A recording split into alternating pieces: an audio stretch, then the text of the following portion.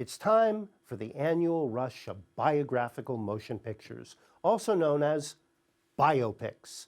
And the number this year is staggering.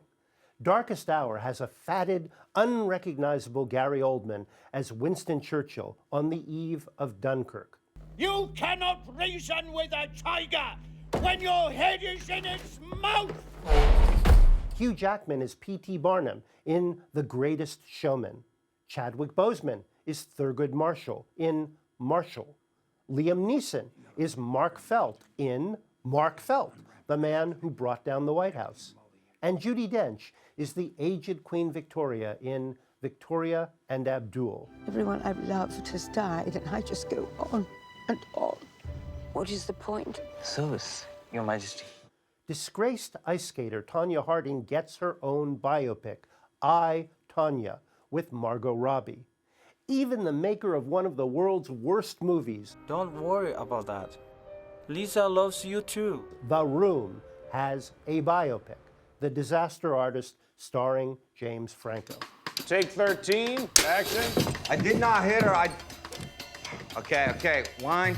The timing is not accidental. It's award season, and biopics win awards, especially for actors who get to change their appearance, use funny voices, and make you think, now that's acting. Oscar voters vote for acting you can see.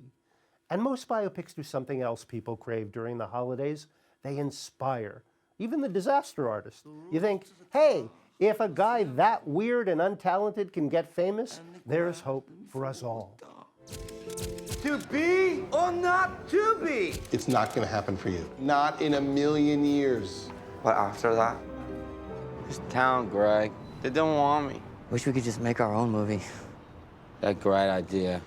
My thinking on biopics has evolved. I used to dread them for being shallow and clunky, for hitting formative traumas with metronomic predictability en route to some or other triumph of the human spirit.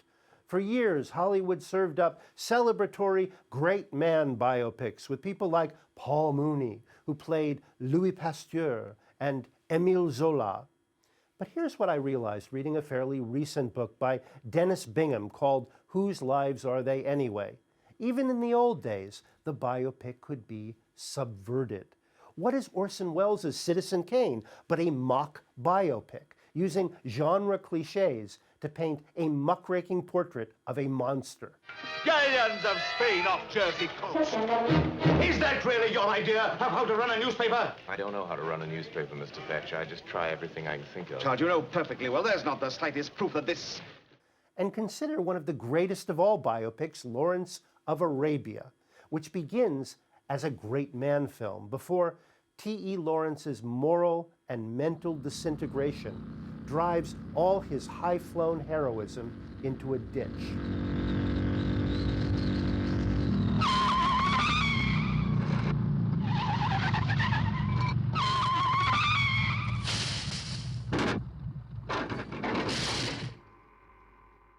Now, we're just as likely to get warts and all biopics, or even ironic, anti-great man biopics, like Ed Wood, which uses corny great man conventions to celebrate the man who made Plan 9 from outer space.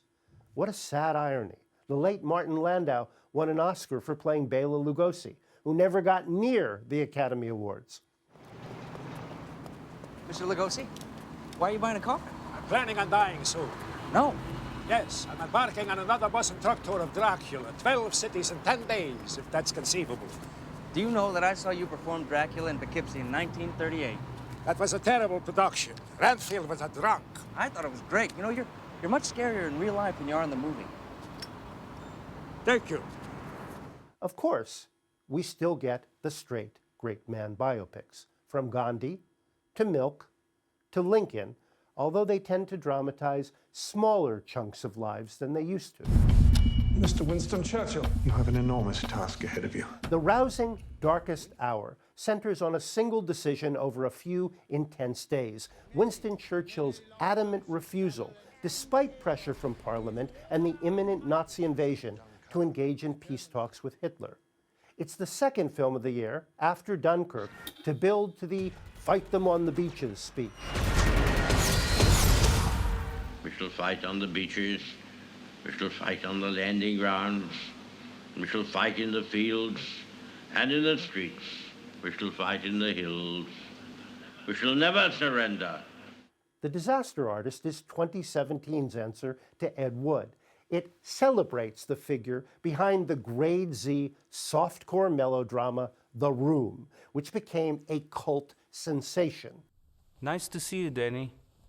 I'm going to take a nap. Can I go upstairs too? Denny, I think I'm gonna join him. Though I think it's pretty boring. The Disaster Artist is much more fun.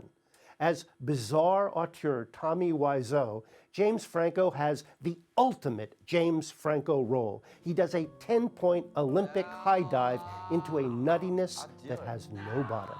I can't believe his co-stars could keep a straight face. You have a malevolent presence. You are a perfect villain. I could see you as Dracula, Frankenstein. I'm not Frankenstein. I'm hero.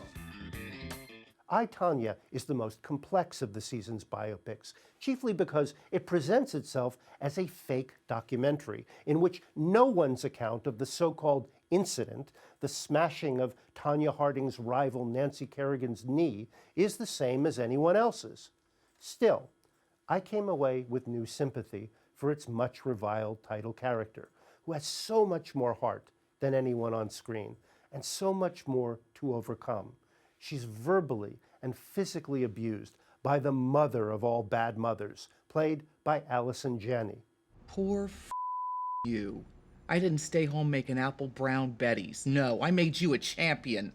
And she's routinely dissed by judges who don't want the symbol of their sport to be so working class. I outskated him today. We also judge on presentation. Well, you know what? If you can come up with $5,000 for a costume for me, then I won't have to make one. Till then, just stay out of my face. One more thing about biopics. They're a huge deal in the lives of their subjects, especially still living subjects. You know those titles at the end of biopics that say where characters are now? I, Tonya should really end with, her life underwent a momentous change when she was the subject of a sympathetic biopic starring Margot Robbie. When the movie was over, I wanted to say, come back, Tonya. All, or almost all, is forgiven. When F. Scott Fitzgerald said, there are no second acts in American lives, he did not account for the uncanny power of biopics.